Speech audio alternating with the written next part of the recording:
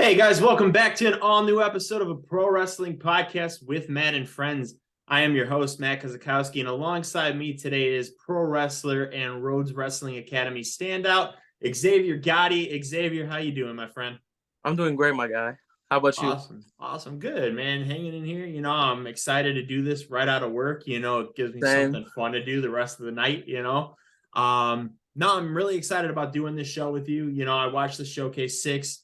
You were in the first match, and we'll definitely talk about that. But you definitely stood out to me, and it was somebody that I said, I have to have that guy on my show. So I'm really looking forward to this conversation, letting the world get to know exactly who Xavier Gotti is. So let's get down to it, man. First question is how did you get into pro wrestling? What got you into pro wrestling? Originally, when I was around 14 years old, I looked up the school and then they said it was in Atlanta, Georgia. So I said I was going to save up money and do all this sort of on it. And then when I turned 17, when The Undertaker lost his streak to Brock Lesnar, I just said screw wrestling. I just like killed my whole childhood. So I haven't watched wrestling for past 5 years, and I just missed out a lot. And then I just got a hold on YouTube, and then I believe I seen like Samoa Joe and AJ Styles, and I was like, wait a minute, they're in the WWE now. So Yeah. I did my little research, and then I just got back into it. It was just fun seeing, and then my ex girlfriend always kept asking me, "Would you be a wrestler?" I was like, "But I have to move to Georgia. I can't do that. I can't do that." And then around the time when I was doing some community service, I was just on my phone, just bored, and I was just like, "They have to have a wrestling school here. They have to have a wrestling school here." I was like, "There's Shawn Michaels, there's Undertaker, there's Stone Cold, etc." And then I did my little research, and I found one down the street from me, and then I started taking training after that.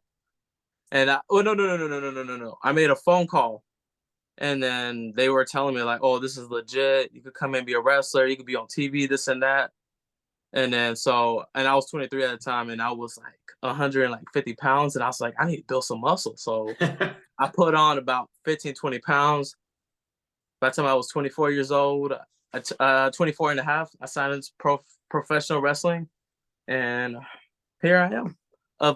I started wrestling, started training wrestling since the August of 2020. That's awesome, And man. So then around 2022 in August, that's when I was like, I need to take my career serious. And then that's when I signed up to the Rhodes Academy. But yeah, honestly, if I didn't stop watching wrestling because all that whole Undertaker streak, I probably would have been in professional wrestling by the time I was 18.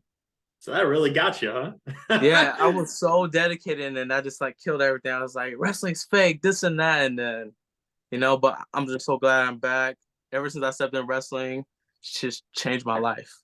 Oh, absolutely. And I think pro wrestling in general changes people's I lives, I was even as a real fan. life in the rock bottom. Like I just like, what am I gonna do? What am I gonna do? And then sure enough, my mom asked me, she's just like, because I talked about truck driving, and she's like, you want to do truck driving, and are you gonna enjoy this? You gotta do something you enjoy. I was like, well, I think I'm gonna enjoy becoming a professional wrestler. That's something I will get up and be happy every day. If I had to drive 8 hours out, guess what I'm doing? Yeah, I absolutely. prefer that than clocking in. Like, nope, not me. No, you got to do something you love, man. And I know. if concussions didn't, help me, I would have been a pro wrestler just with you. We could have had a one-on-one match, man. That would have I been know. cool. When I But heard about your story, I was like, no. yeah, it's a bummer, man, for sure. Now how was it when you took your first bump? Were you cool with it, or did it take you a while to kind of get there? Oh my God. So my first day, I took like 50 bumps. He was like, take another bump, another bump, another bump. And then I was just like getting winded. Like, I don't know, like it may be tough by the day because I did like 50 bumps that day. And then I went home all beaten up. Like, oh man, like my back was all bumpy. I had scars. And I was like, for the first 2 weeks, I was like, I don't know if I could do this. I don't know if I could do this. And I was just like, nah, I gave this man a lot of money. I need to stay dedicated. This is what I'm going to do. This is what I'm going to do. And then kept pushing myself, kept working out about 40 more pounds from last time. When I Yeah, joined professional wrestling, I'm 190. that's cool, man. No, that I put on a definitely. lot of mass for Oh yeah, professional wrestling. Changed for my sure. life, got new tattoos. And another thing too, like before I got into professional wrestling, I was just like I had like a bunch of stupid tattoos on me, and then all these tattoos are here are cover ups, all of them. They cover Are up a they lot. really?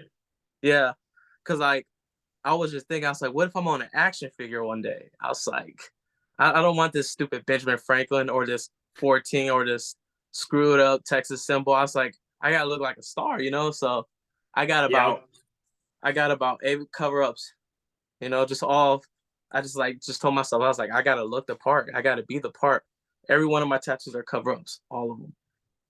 Well, hey man, you do look the part. I can tell you that for a fact. You know, Appreciate it. Like I hundred try and I percent. grind hard. I was just like, you know, I watch TV and I was just like, I gotta look good. Like I can't just be this skinny. I can't. I gotta get a haircut. I gotta get new tattoos. I just don't want to be an action figure and there's just all these ugly tattoos on there. I was just like, no, that can't Oh be yeah, me. They don't want me on an action figure after that. definitely. You I look mean, at like you look at Batista, you look at Undertaker. They nice tattoos and action figures, not no Benjamin Franklin or anything like that. right.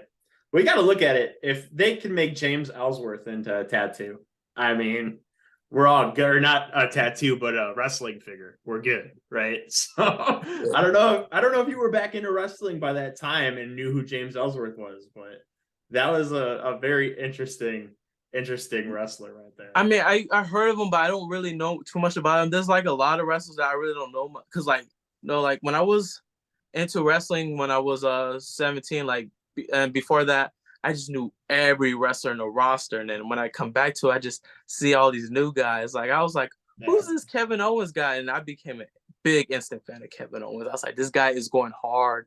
Like when I first seen him do the stunner, I was like, I don't know about that. And then I see him get on that mic, and I was just like, yeah, he could be stunning people. So Kevin now, Owens go hard. Like, huh? did you know much about like indie wrestling before WWE? Like, did you know anything about it before you became a wrestler? No. Before I became a wrestler, honestly, I didn't. No, honestly, the area I grew up in, like, it wasn't really wrestling wasn't popular. I never knew wrestling indies existed. And then when I moved to San Antonio, where my ex girlfriend was working at, they were doing a wrestling show there, and I was just like, I want to see it. I didn't know they have this. I was like, maybe I could go up to them and ask them. I was like, probably 20. Yeah, I was like 23, but I never went to that. I never went to that show because some stuff happened, so I just never went. But yeah, that was like I was 23 when I found out about indie wrestling. I was like, they really have this out here? Like, I was just really not. Well, I mean, I travel around and I seen like in Dallas, and then like I would see a ring, but like I wasn't into wrestling, so I was just like, I don't want to see this fake crap, you know. I just walk away from it. Like I just regret it so much. Like I could probably be so much further if I would have like started when I was supposed to. No, definitely. Now, do you remember the first match that you ever watched that said you said, "Man, I love pro wrestling." Like the first ever match that you seen on TV that you were like, this is awesome." Oh, like you mean like when I started watching wrestling? Yeah. I was 4 years old.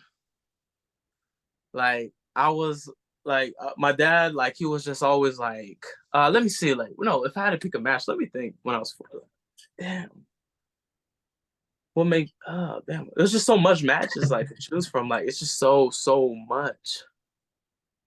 No, definitely.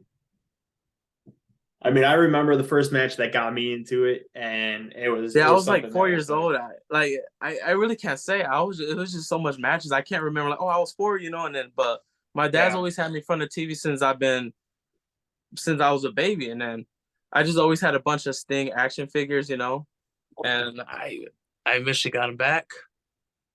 That's As awesome. you can see, yeah, I'm a big Sting fan too. But let me see, let me think, cause when I was 4 years old, when my mom and dad got divorced, they got divorced when I was like 7. I stopped watching wrestling when I was 7, and then by the time I was like 9, I got back into it, and then around the time when I got back into it, that's when I seen DX when they were going against the Spirit Squad and Okay. Vince and Shane McMahon. Like, oh man, like That was I a became the fun time. biggest Shawn Michaels fan ever since. Like, That was a oh, fun time. I remember that like it was or yesterday. yeah, the King Booker too. Oh man, yeah. Around the time I was like, King Booker, he's a king now. I was just like, and then Undertaker when Undertaker was just practically the Roman Reigns of the day, you know, just dominating. I was just like became an Undertaker fan. Shawn Michaels, Undertaker were just my favorite wrestlers all the time. And then around that time, I was still exploring. I was scrolling through a channel, and then I saw TNA Impact Wrestling. I was like, "There's another wrestling show." So I clicked it, and then I saw Christian Cage on the mic. I didn't really know too much about Christian Cage. I just knew he was in WWE, and then I seen Sting walk out, and I freaked the heck out. You know, I was like, Oh, okay, you but can I don't want to do no do it, cursing. man. You can drop I that don't F want to do word no if you want cursing. to. No cursing. I'm gonna try to avoid it. But yeah, I freaked out. I was like, Sting, Sting. I just like jumped up. I was like, he's still wrestling? Well, I'm still alive. I thought he was like retired. I thought he was done. And because like he was never in WWE until like what 2014, if I'm not mistaken. Around there, 2014, 2015. Yeah, and I stopped watching wrestling around 2013. And then when I found out he came back, I was just like, what? I was just shocked. I didn't think he would ever leave to go to the WWE. That like shocked me. But yeah, around the time I saw Christian Cage and Sting, and then when I think what's his name? Christian Cage was a champion, and they teased Kurt Angle coming in TNA. I was just like, what? Yeah. And then that's when around the time TNA started getting big, that's when I started watching it. I was into like Impact Wrestling, like big too, you know. Oh, but like, I love it was like a balance. And as I got older, I started watching WWE, and I stopped watching Impact, and then boom, I stopped watching wrestling because of the streak that really broke my heart. Like I was just like, I'm done with wrestling. I'm done, and I regret it ever since too. I feel that, man. I feel like your emotion was that same guy in the audience that had that emotion when Brock beat him. Yeah. Yep. I remember watching that, man. I was actually just watching it on my laptop because that was before the WWE Network came out, so I was streaming it. And I was watching it, and when Brock got the 1, 2, 3, I was like, I didn't know how I felt. Because it was like part of me was glad that the streak was over because I knew the Undertaker was starting to wind down. And like I didn't want to see him get any more hurt or beat up than he was already getting to that point. But at the same time, it was like you had all these other good opponents that the streak could have ended against, like Orton, Edge, Shawn. I mean, those matches against Shawn, right? The matches against Shawn were excellent. The him and HBK at WrestleMania back-to-back years, two of my favorite matches of all time. Like honestly, Shawn Michaels was my favorite too at the time. I was really heartbroken too when Shawn Michaels lost. Like him and Undertaker, there were just those two guys I couldn't choose back then. I was just like, I don't want Taker lose a streak, and I don't want Shawn to retire. And then Shawn retired, I was just like, well, there's Undertaker still. And then Taker lost a streak. I was like, I'm done with wrestling, you know. But that's the thing too. I didn't watch the Brock Lesnar and Undertaker. I like normally I would order every pay-per-view, but like when I saw the match card, Undertaker and Brock, I was just like, Undertaker's gonna win. There's no need to watch it because I'm not gonna get no goosebumps. Oh my god! And then sure enough, I go on my phone and it's like Brock Lesnar beat Undertaker and he's 21-1. I was like, no, no. I was just so delete mad. The app. Yeah, I was just like, I'm done with wrestling. It's like it's fake. Unfollowed it all, and I don't know. I kept bashing wrestling too. I was just like really not into it. Like, and then that's when I started getting in trouble and all that stuff. And then when I got back to professional wrestling, I've been living my best life ever since. No, that's totally awesome, man. I mean, pro wrestling just changes the game. No matter if you're a fan or a wrestler. I mean, somebody like me who battles from severe depression, like pro wrestling just makes my escape. Like just watching it and seeing what you guys do, you guys do it to help people like us be entertained and be mesmerized. And I hate when people tell me like, hey, you watch that fake stuff, and I'm like, dude, try it because it's not fake. Like, you know what you guys do, it's incredible. I give you guys all the credit in the world, more credit than anybody, because you guys do it for our entertainment. You guys do it because you want to put smiles on people's faces. You know, and it's absolutely awesome. I mean, look at all the wrestlers that have still continued to go. I mean, Dustin Rhodes, he's been a wrestler for what, 30 years now? And he's still at the top level. He's still killing it. Still And putting his body on the line like a killer. Like that's my coach. Yeah, yeah, Dustin. and I can't wait to talk about that because the Rhodes Wrestling Academy, I mean, what Dustin does is absolutely incredible. Um, but before we get into that, I do want to ask you. So Xavier Gotti, how did you get the ring name? How did you choose that name? So Xavier, my middle name, and then Gotti. I had a dog I was really attached to, and she has some partially Gotti bloodline in her, and then that's where I took the last name Gotti. And Okay, then and she passed away about a year and a half ago, and her name was Blue.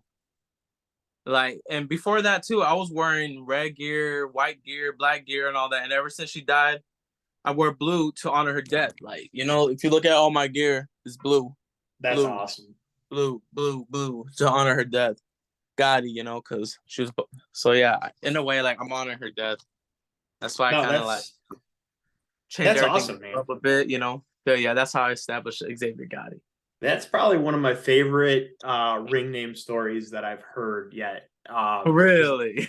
I'm emotionally attached to my dog. Like my dog's my best friend, so I plan And on I wear getting. blue every day too. Sometimes I mix it up. I wear red, I wear yellow, but Yeah, I'm normally wear blue to honor her death. Like nearly majority of my clothes are blue, but yeah, it's because ever since she's passed, I had to honor her, because that was my baby. That was my only female girl dog. But yeah.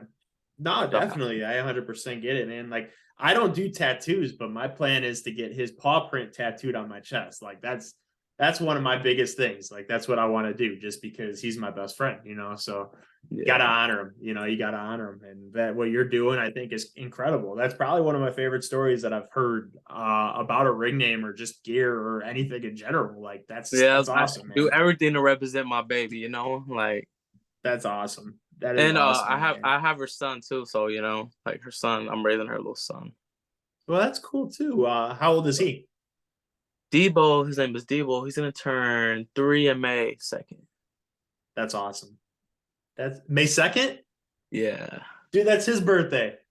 Ah. He'll be 4. That's cool. Oh, okay, 4. I guess he's gonna be 3. That's cool though. May So let me 2nd is find out his you got birthday. some on my litter. I was like, oh my god, it's the same dog. You were the guy. Just imagine.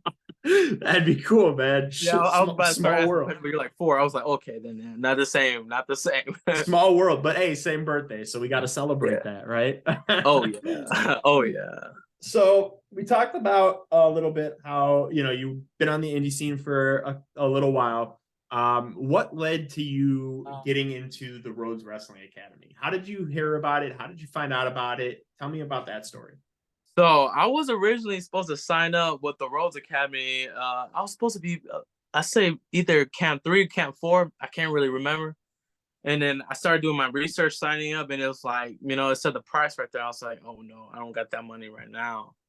And then I was just looking up wrestling schools I could afford, and that's where I was going at first. And then eventually, I say it was around June 2022. A lot of stuff was happening, and I was just like, dude, I can't just be here, for another freaking 5 years, be 30 something years old, doing the same crap. I was like, I need to step it up, Yeah. get my recognition, get what I need. And so that's when I just started stacking up, and then I signed up to the Rhodes Academy because my friend, he signed up to the Rhodes Academy, and they took him in. And he's like, if you sign up, they'll call you within 5 days. And then I signed up, and then 5 days passed right now. I was like, man, they don't even want me. They don't even want me, man. So I kind of like got a little down about it. I called Booker T School, and I was supposed to go there in September. And then I said 3 days passed from there. I got the email saying, they want me part of the camp and this and that. And like, I freaked out. I was like, Booker T School's gonna have to wait because I could always go back. And with the Rose Academy, is either they accept you or they don't. Right. Nah, not everybody gets accepted. And No, hopefully absolutely. everybody gets their opportunity to meet Dustin because he's a great man, Oh, great trainer. absolutely. Absolutely. And I've heard great stories about Dustin. I've always assumed that the Rhodes family, just in general, were always respectful. Oh yeah. And you could kind of feel it when Dustin, every showcase, he'll come out there and the way he speaks, that raw emotion, and he's like, this is where dreams are made and all this Mm-hmm. stuff. And I feel that. I feel that in my soul. Like he's talking to me. Like Yeah, this is like he's cool. a Like real he's a real life real life oh, God coach. Yes, a that hundred God coach that percent. everybody always wanted, but that's him. Yes. 100%. And I know Dustin, I watch the showcases all the time when they come out. Like I said, I'm a big fan of them, gives me, introductions to wrestlers that are newer into the business or that have had experience. I don't know if you had a chance to meet one of the trainers before he moved, but Chad Lennox, who was Yes, I met him like there for a three little times, bit. three, 4 times. Yeah. Great guy. Chad, I did not Very, know very had a wrestling professional. experience beforehand. And we talk all the time. Chad's awesome. Such an awesome person. I'm wearing his shirt right now because I love Nice. his catchphrase. But yeah, I mean, he spoke so highly of Dustin too on our first show. And I just, ever since then, I've heard always good things about Dustin.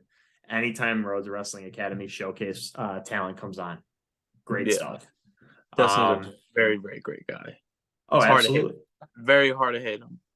So between, your first time of training and then the Rhodes Wrestling Academy, what was some of the newer stuff with the Rhodes Wrestling Academy that you learned that it was something that you might not have known beforehand? So that's the thing. Like, before I got to the Rhodes Wrestling Academy, I wasn't really doing no high flying stuff. I just didn't really have the adrenaline energy. And then by the time I got in the Rhodes Academy, I was just like so hyper, and I was just able to jump high. Like, because I used to perform at the Woodlawn Gym, and then I wasn't able to touch the rim. And then when I came back, like I say, like 2 months later, I like slam dunked it. I was like, what? Like I just had so much adrenaline. I was able to jump so high. And then you can ask Chad Lennox. He was very impressed with the way how I jumped. He was very, very impressed. Like I was just like, I didn't know I could do this. Like you could touch the roof. I was like, I didn't know. Like there's times like when I do a leapfrog, I like go too high. I was like, oh my God. That's And awesome. then this one time when me and Alpha Zeta we're doing a little match, going over the showcase when I did a crossbody top rope. He was standing so far away, so far away. So I like jumped on my all might, but I caught him. I was like, "You're so damn lucky I could jump so high, but don't do that again. Don't do that again." Because I thought my life was at risk, and he was literally by the corner of the rope. But I was just like, "Show's got to go on," and I just jumped. No, definitely. And it's crazy that you mentioned that because, I was watching that match again last night and there was a spot that you hit there. And I was like, man, that was a perfect springboard clothesline.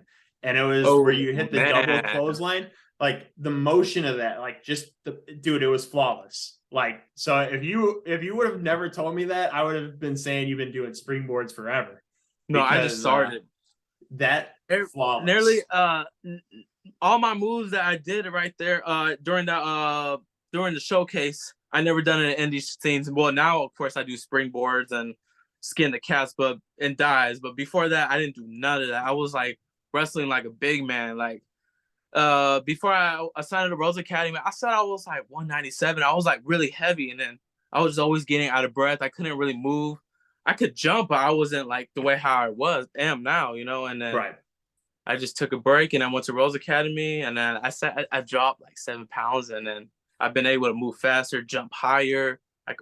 I believe I can fly, No, absolutely. And like I said, man, that springboard clothesline had me mesmerized. I was like, people hit it, but that was damn good. Yeah, and then when I heard commentary too, they were just like, "Whoa!"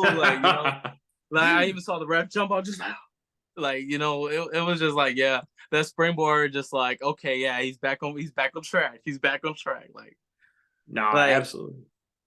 even though I knew I was gonna go over when I heard the match card, I was just like, I'm gonna give it my all in that ring, so I could like just stand out the most. That's why I said I'm gonna give it all, like as if I'm gonna win. And then when I lost, I had a lot of people tell me, "You should have won. You should have won. It's just so messed up." And I have people that really dislike me. It's like, "Oh, that's why Dustin didn't make you champion, this and that." Like sometimes I tell them, I was like, "Bro, wrestling is fake." I like joke around like that. I'm just like, it doesn't hurt me. Like when I lose and when someone's heart gets broken or they start bashing me, like that, you're being a mark, Yeah. So like No, I yeah. really don't, I really don't care about losing. Like, Dustin knew what he was doing when he booked that card, and I didn't get mad about it. I just gave it my all, like as if I wanted an opportunity. You're like, like I'm coming for it all.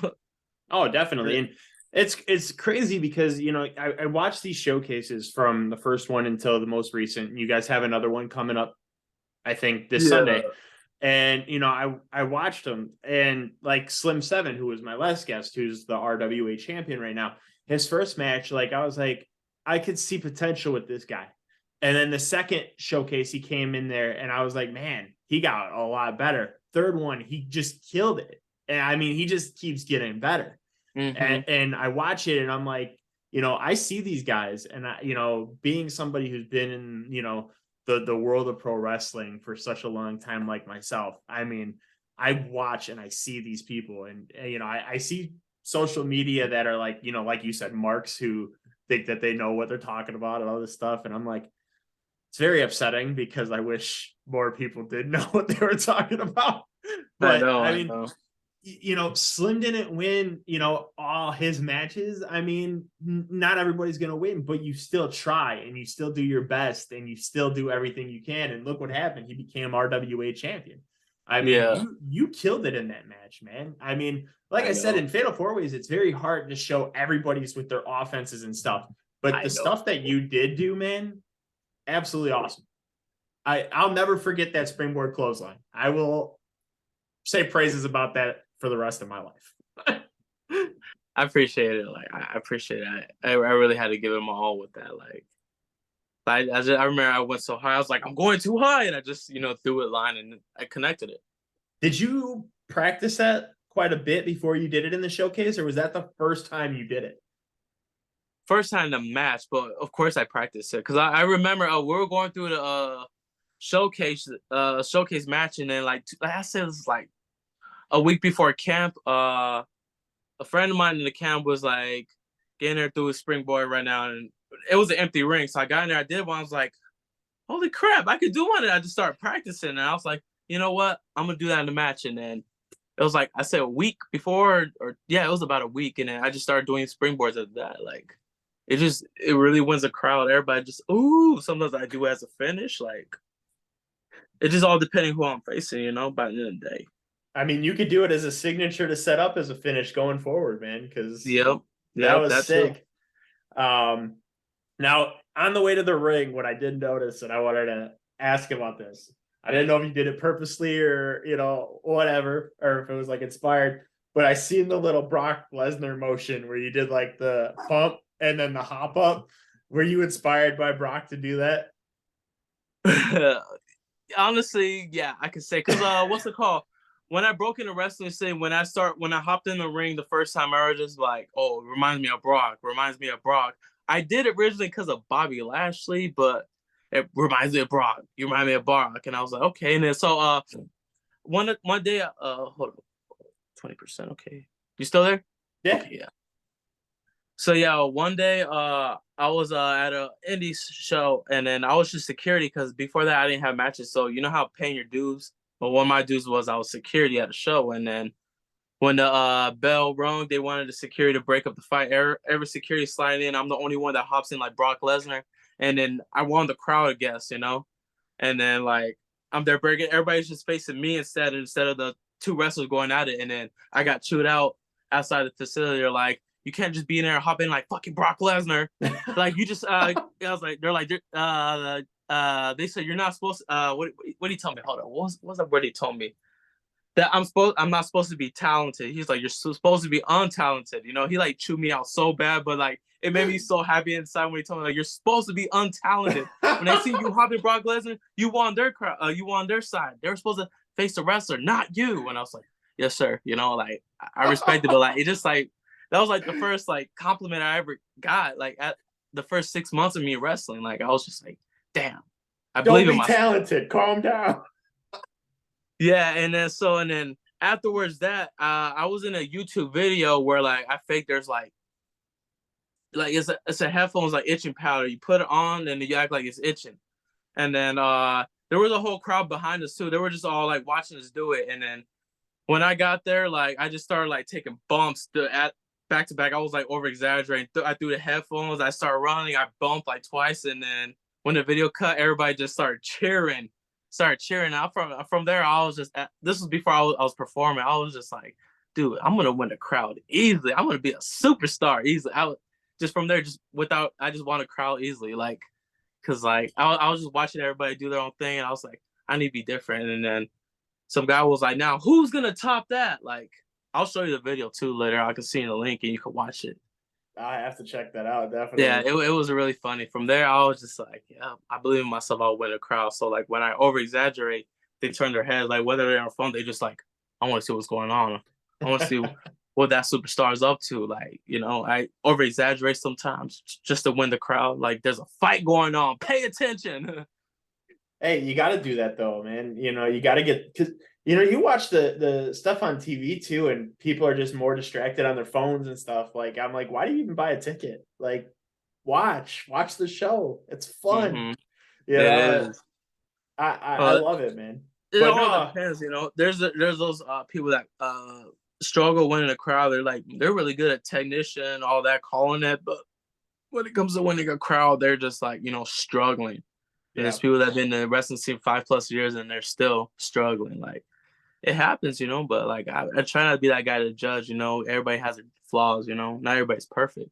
Oh yeah. I mean, one of my go-tos in a story about like a wrestler who the fans really just didn't care about at first, and then people really enjoy is the Miz.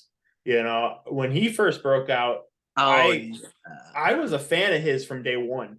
I I knew he couldn't was going to do stand something. him at first. Exactly. And a lot of So, people couldn't. But I watched him and I'm like, that dude's going to be a star. Watch and look at the career he had, because he I just was kept one of the pushing. Miz haters. I was like, there's no potential in him. And then when he beat John Cena at WrestleMania, I was like, oh my God. So I hated him when I started watching wrestling. When I stopped watching wrestling, when I got into wrestling again, I became a fan because like he's good on that mic. I was like, damn. I was like, why Yeah. did I hate on this guy for so long? He's a killer.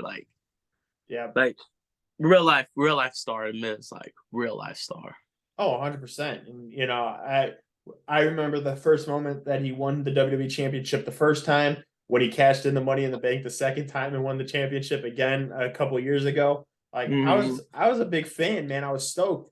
I knew the match that he was going to have with Lashley, he was going to lose the title right away, and Yeah, I was cool with everybody it knew. because Everybody knew. Lashley deserved it, man. Lashley busted his ass for years. And I mean, the whole thing he had to do with Lana, I don't know if you remember that. The whole thing he did Yeah. with her, and Yeah, I was watching just around that time. not winning matches anymore and stuff like that. I was getting bummed out because I'm like, here's a beast in Bobby Lashley, and you guys are just making him look bad. Why? Yeah. He's great. Yeah, honestly too. Yeah, I thought that, but around 2007, that was like the best run. Like he came in ever since he came in for debut ECW, came in spearing Big Show. I just knew he was gonna be a star, and he won Oh Elimination yeah. Chamber, became ECW champion.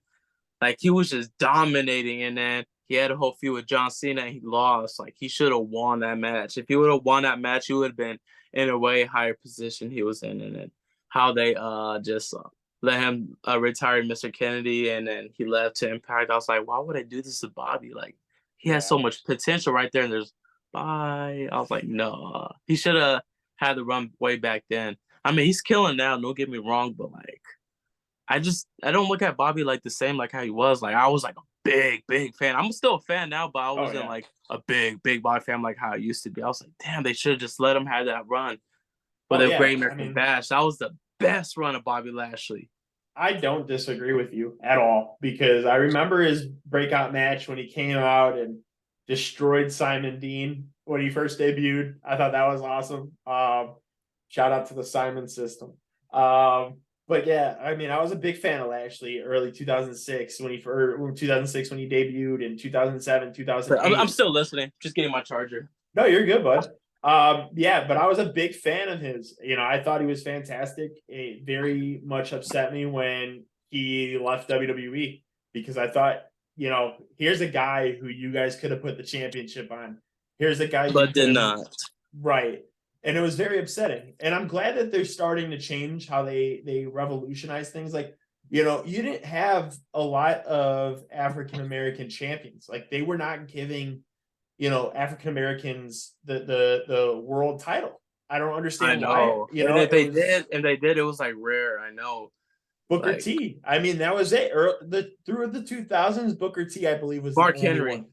the Hall of Fame run, like Yes, that one too. that I was forgot like the about that one. best run. Those 3 months of him being champion, I love watching wrestling.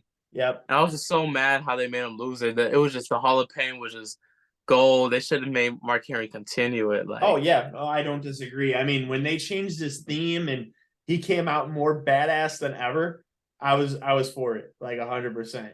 Um, I thought he should have been champion for a lot longer. I still to this day think Kofi Kingston should have had a better run. I think the fans are what made that not as a successful run as we all wanted it to be.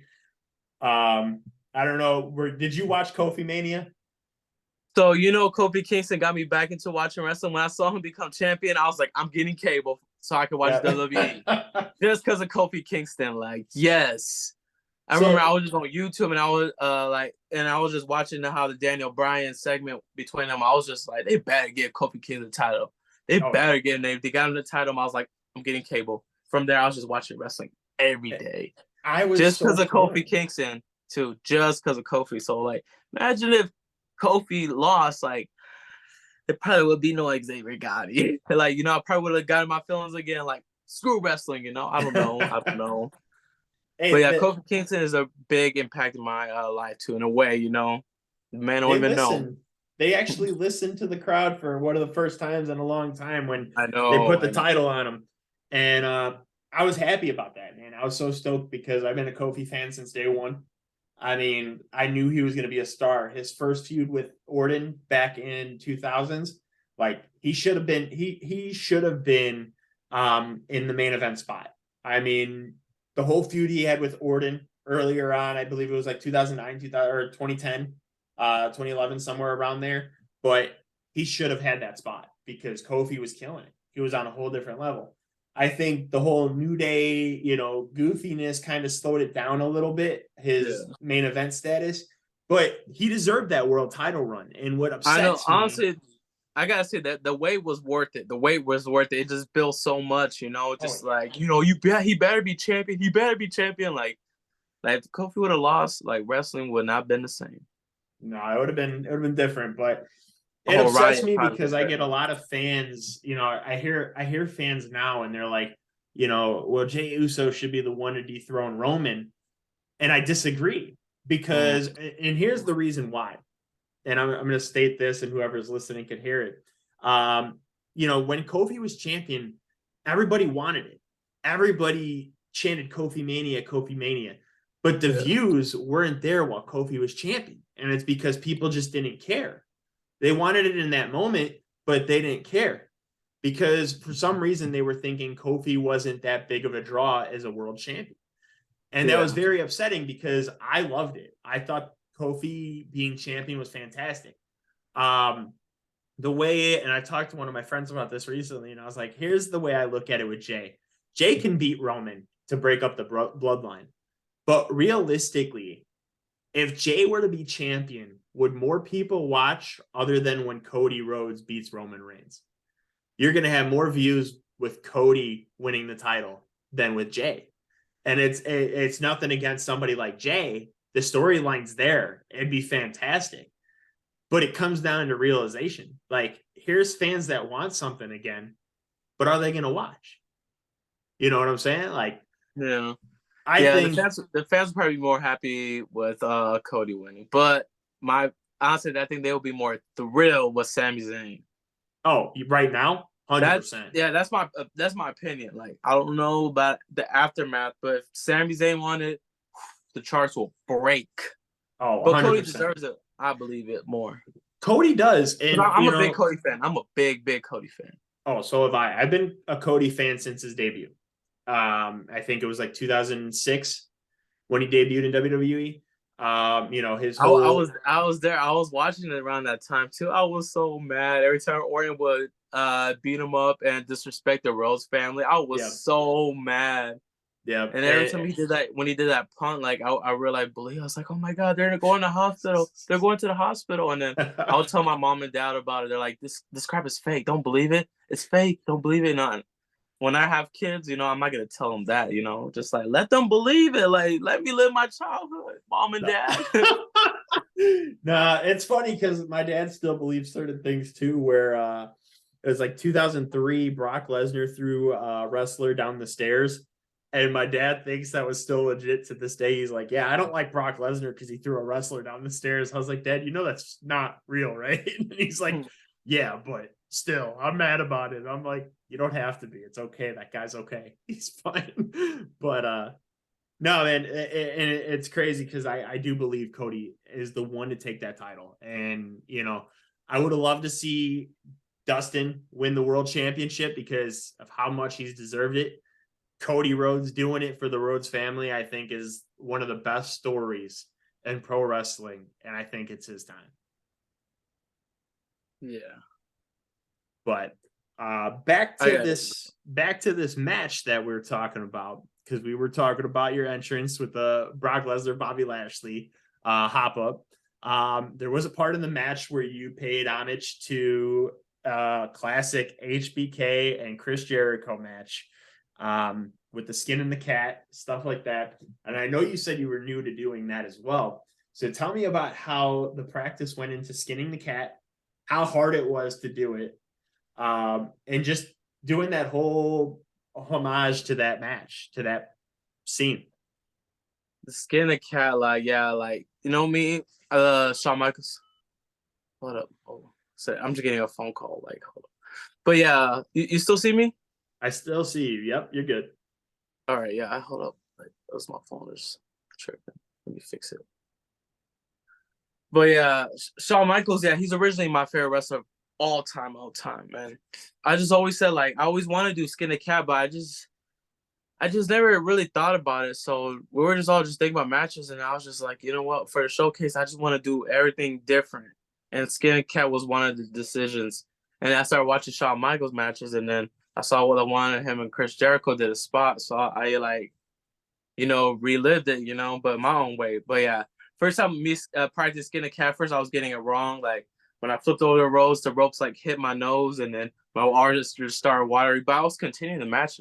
But yeah, I kept smacking the ropes in my face. Like I was like, yeah, I was just so new to it. Now I'm a killer. I just skin and cat, like. That's a big part of the move of the move on my arsenal, skin the cat.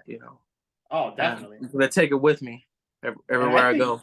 I think you could easily do that whole spot, where you did the whole walk him to the turnbuckle, smash his head, do the crossbody after. I think you could do that whole spot in your matches because, Shawn it's did very it. Entertaining. Very entertaining. Right. And, I think when Shawn did it, I don't think he went right into a pin. And I think that could be something cool because you went right into a pinfall with it. And I thought that was, the difference right there, too. I thought that was smart because you hit him with that offense. You go for a pin. I did it like, I like kind of like changing my way because with Shawn Michaels, when he did a skin and cat, Jericho strikes him. But no, when Alpha Zeta threw a punch, I blocked it and striked him. I just changed it different. And then when Jericho tried to hit Shawn on the turnbuckle, Shawn catches his feet on the turnbuckle, blocks it, smashes his head.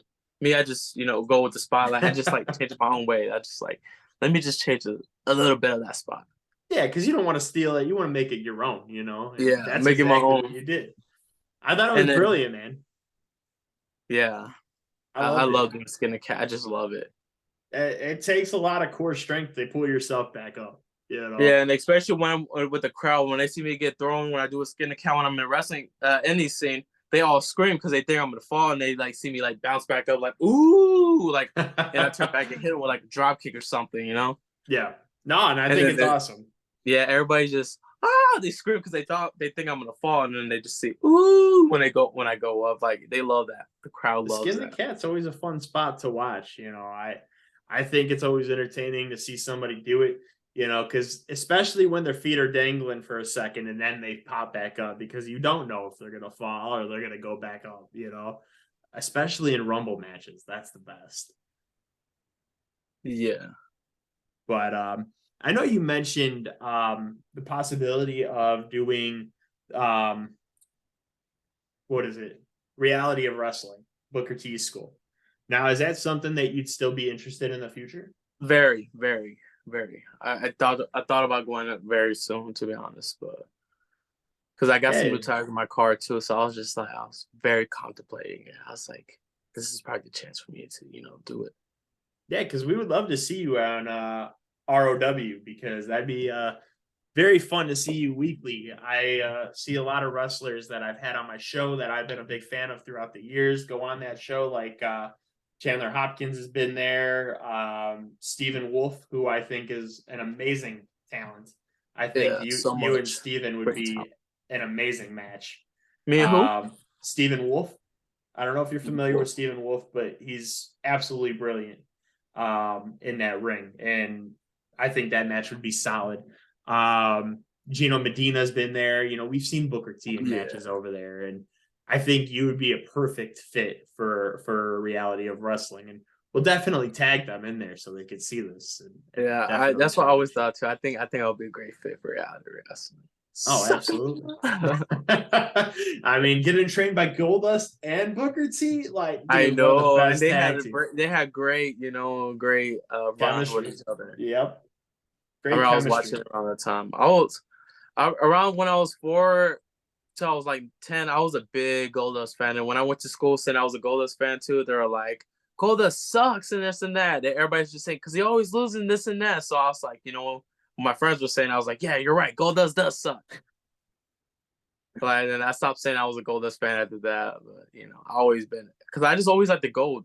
I was a little kid. I just like the gold. I like the mask Yeah. stuff when yeah, it just always caught my attention. Like I just love someone that just stood out, and that's what I try to do. I try to stand out. Like I would love face paint, but I don't think I need it, to Yeah. get to the next level. But I mean, if I found a face paint that just fits me, I might just do a run with it to see how it is.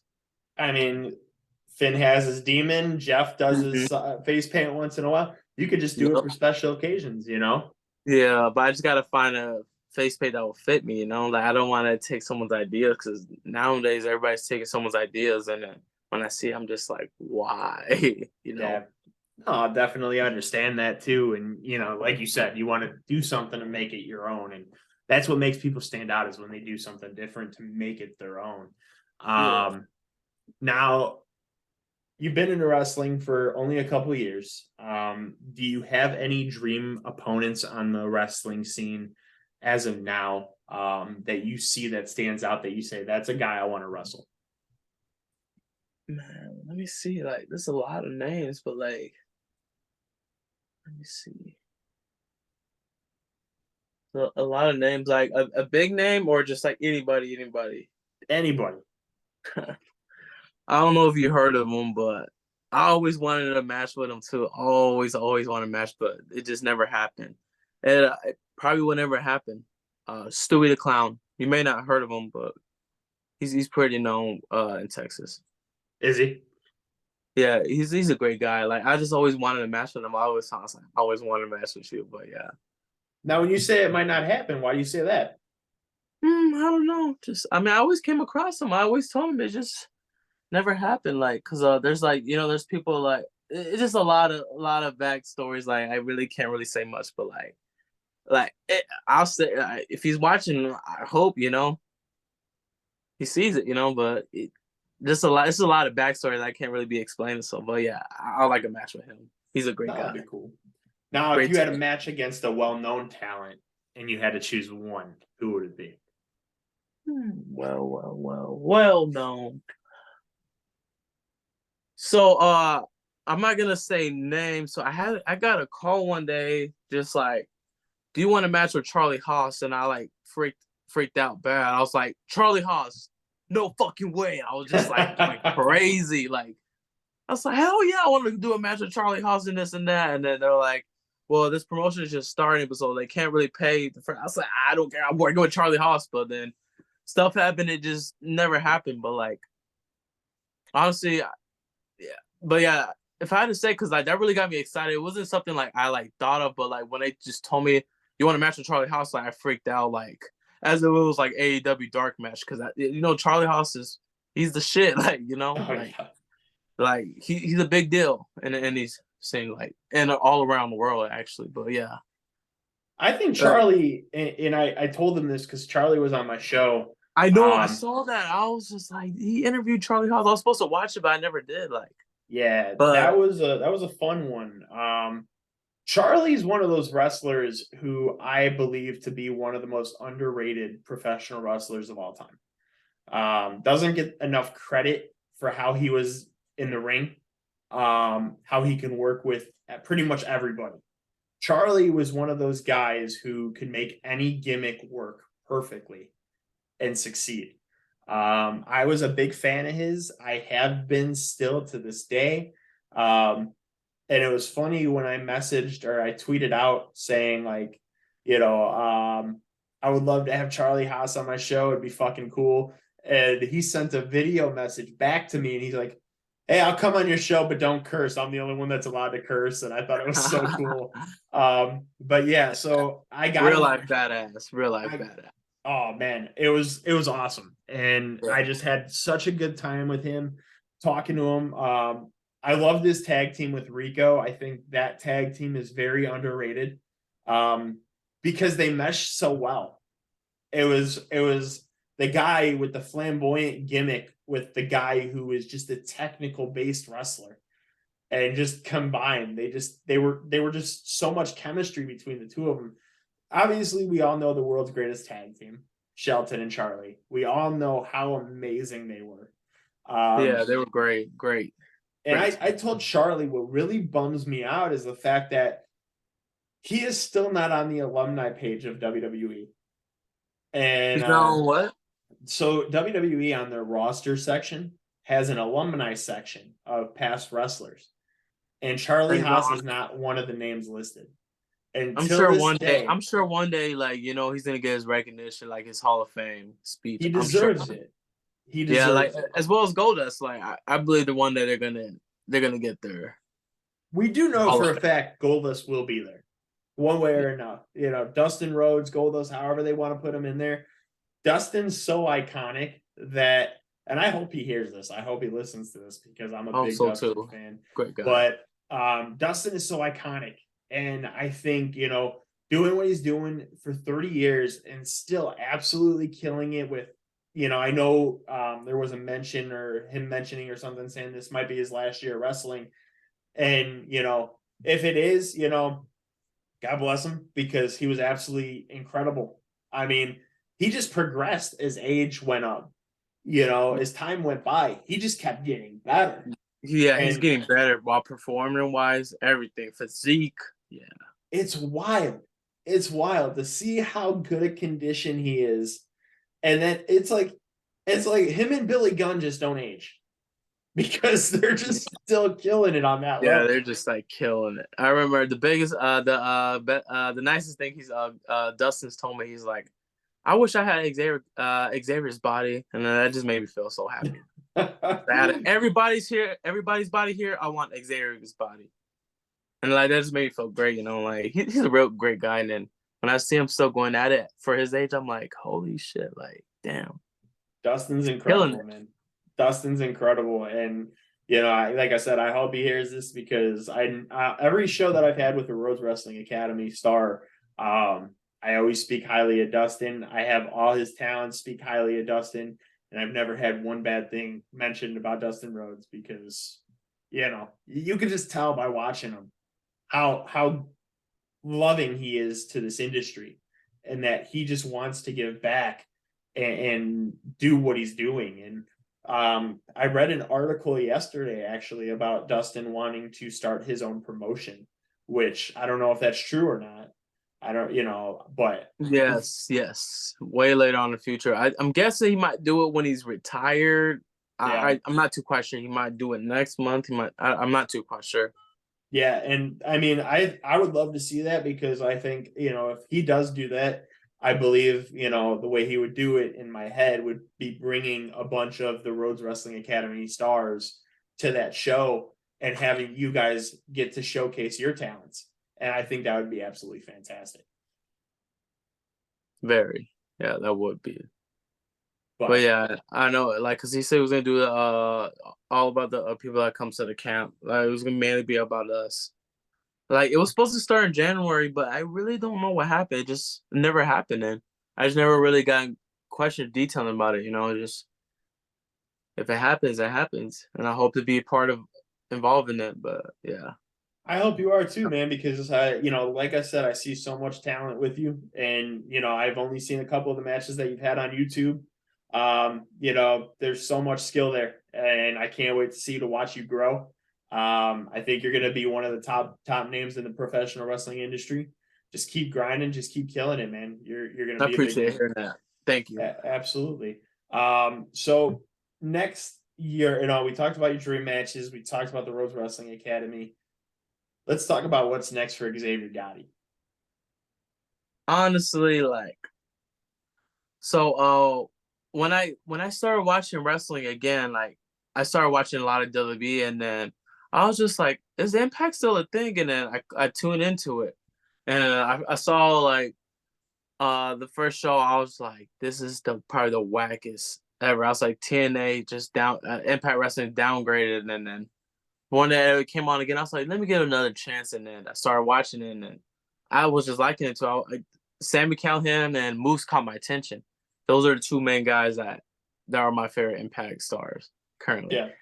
And then I was just like, these guys are killers, and I just kept tuning in. Those were the two main guys I was just watching, and then I instantly became a Joey Ryan fan. I became a fan of Tyra Valkyrie, Jordan Grace. Like, I was more into Impact than I was actually in WWE. So I started, like, toning down with WWE more. I was just focusing on Impact. And then when I found out there was a pay-per-view in Dallas, and this was before I became a wrestler. Me and my girlfriend went, and then I did so I did some recordings too, and then I posted on my TikTok, and then I tagged Impact Wrestling. They commented on it, was like, keep doing a great job. But yeah, ever since that Hard to Kill Impact, it was like in 2020, yeah, 2020. I was just like, I signed up to wrestling like 6 months later, I would say. But yeah, when I went there, I was just like, this is what I want to do. This is what I want to do. I want to wrestle for them. I want to wrestle for Impact Wrestling. But I mean, by the day, AEW, WWE calls me, I'm not gonna say no, or New Japan, or sir on other big companies. I'm not gonna be that guy and turn it down. Like, no, I only work for this company. But I always wanted to work for Impact Wrestling because I was just like, I think I could help build out that brand. Like, but I just always, like, you never know till you try.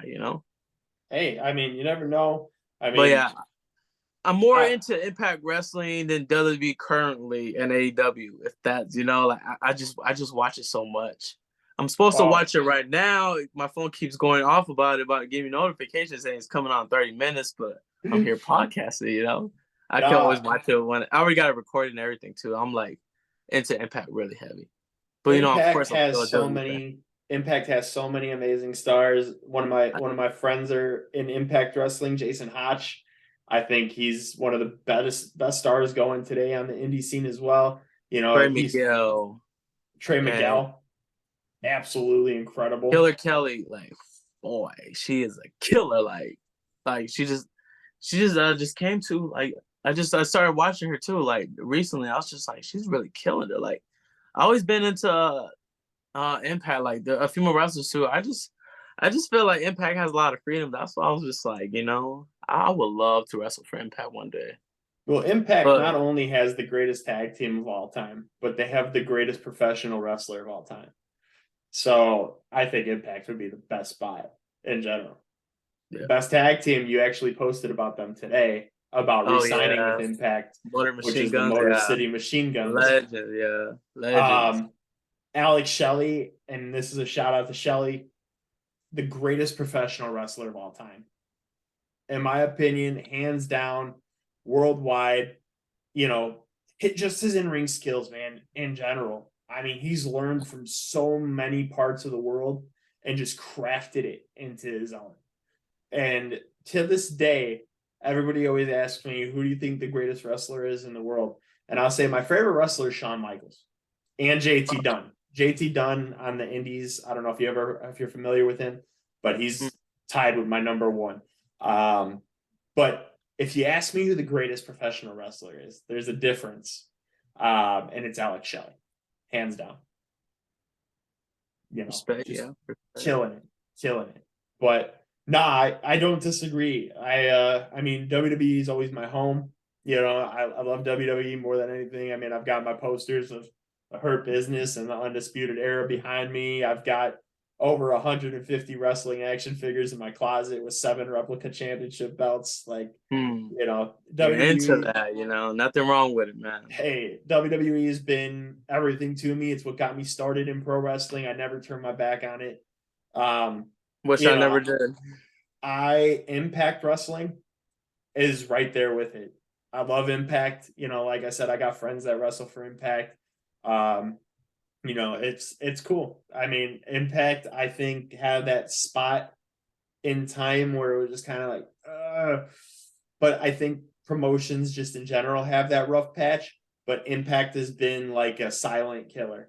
It's been absolutely dominating, and I don't think a lot of people give Impact enough. People might not agree or not. Like, it's a new thing. Like, Impact is just like, it's just so fun to watch. And my brother sees it, he's just like, this is dumb. I was like, you used to watch it. What you mean? He's like, you want to wrestle for them? I was like, damn straight I do. Like, Of course I would love to. Yeah, but you never know. Whatever's in my hands, like whoever makes the first call to me and next big promotion, guess where I'm getting signed to. It's just, you just never know what can happen. So that's why I don't really like to try to blow so much smoke. Definitely. But Xavier, I want to say, man, it was a pleasure speaking with you, getting to hear your story, getting to hear, how you got into pro wrestling, how you broke out, seeing where you wanted to go, hearing your story about that. It was a pleasure speaking with you. Do you want to tell the fans where they could find you at on social media? So Instagram is Xavier.Gotti. And then my Twitter, I believe is Xavier _ Gotti _ Xavier. But if you just go on Google and type Xavier Gotti, my Twitter is gonna pop up. And social media, Facebook. On Facebook, you can find me under just call me Xavier. Like, I tried to change it to Xavier Gotti, but they wouldn't let me change it for the 3rd time. So just call me Xavier on Facebook. Active. They like to be picky about that, man. Yeah. And I have a couple old matches on YouTube. And TikTok too, Xavier Gotti. My TikTok is going crazy right now. Well, it's gonna get better, hopefully, but yeah, that's when I've been started getting way more attention. TikTok is like really helpful out. So I'm really on TikTok. Oh, definitely, especially because you could post your clips and everything on there too. But yeah, and that's when I caught Impact's attention. They're like, Impact Wrestling might sure not comment, but post. And I was like, really? And then I wasn't really posting like that. And then when I saw them like it, that's when I started posting more. And then that's when they eventually commented like, keep doing a great job. I was like, what? That's crazy. That's awesome, man. But hey, you never know, man. Keep killing it, and you might get that call. Scott D'Amore's looking always, and yes, shout out to Scott D'Amore. Like, I'm here for you, man. Absolutely, man. Well, Xavier, like I said, man, it was a pleasure speaking with you, getting to hear your story. Sky's the limit for you, bro. I can't wait to see what the future holds for you, and I know you're going to excel. It, man. Great conversation with you too. Absolutely. Really, but Xavier, again, thank you so much for being on the show. Guys, until next time, this has been a pro wrestling podcast with Matt and friends. Have a good night, guys. See ya.